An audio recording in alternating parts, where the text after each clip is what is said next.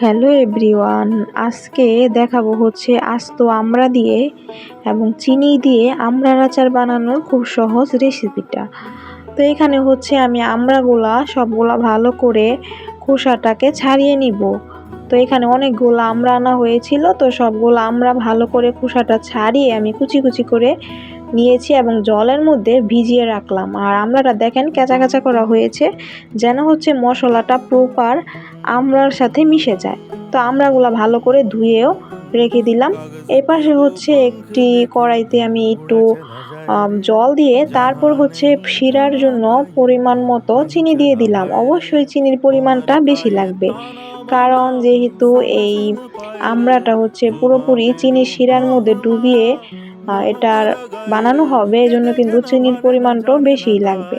তো চিনিটা যখন নাকি সুন্দর মতো মেল্ট হয়ে যাবে, গলে যাবে এবং হচ্ছে বুদবুদি আসা শুরু হবে, তখনই হচ্ছে আমি সবগুলো আমড়া দিয়ে দিলাম। আমড়াগুলা দিয়ে সুন্দর করে নেড়ে চেড়ে চুলার আঁচটাকে আমি মিডিয়াম টু হাই ফ্লেমে রাখবো। আর এরপর কিন্তু আমি আমড়াগুলা নাড়াচাড়া করব না, কারণ হচ্ছে আস্ত আমড়াগুলা কিন্তু ভেঙে যাওয়ার চান্সেস থাকতে পারে যদি বেশি নাড়াচাড়া করেন।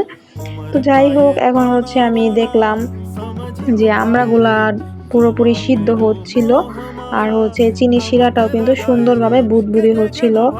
এরকম করে আমি প্রায় অনেকক্ষণ সময়ের মতো জাল দেওয়ার পর দিলাম হচ্ছে পরিমাণ মতো লবণ। তো যার যার স্বাদ মতো লবণটা দিয়ে দিবেন। স্বাদ মতো লবণ দিয়ে ভালো করে একটু নেড়ে চেড়ে দিব, আলতোভাবে হালকা হালকা করে নাড়তে হবে, কারণ হচ্ছে যেহেতু এটা একটা সফট জিনিস, সিদ্ধ হলে কিন্তু এমনি নরম হয়ে যায়। তো আস্তে করে নাড়াচাড়া দিলে জিনিসটা সুন্দর থাকবে। আর এই পাশ থেকে আমি একটা হচ্ছে আচারের মশলা বানিয়ে নিব, যেখানে ছিল ধনিয়া এবং হচ্ছে শুকনো মরিচ, দুইটা ভালো করে একসাথে টেলে আমি গুঁড়ো করে নিয়েছি। তো আমরা আচারটা ভালো করে ফুটতে থাকুক, প্রায় আমি 40 মিনিটের মতো এইরকমভাবে ফুটিয়েছি। তো 40 মিনিট পর দেখলাম আমড়ার কালারটা পুরোপুরি চেঞ্জ হয়ে গিয়েছে। এরপর আমার বানানো সেই স্পেশাল গুঁড়ো মশলাটা দিয়ে দিলাম। গুঁড়ো মশলাটা দেওয়ার পর আচারের টেস্টটা এবং স্মেলটাই চেঞ্জ হয়ে গিয়েছে। খুবই সহজ কিন্তু এই রেসিপিটা, আর খেতে এত সুস্বাদু, বাহিরের আচারের চেয়েও কিন্তু হাজার গুণে বেস্ট। তো দেখেন মশলাটা দেওয়ার পর কি সুন্দর একটা কালার চলে আসে, একেবারে লাল লাল খয়েরি টাইপের কালার। আর এখন কিন্তু মোটামুটি হয়ে গিয়েছে আচারটা।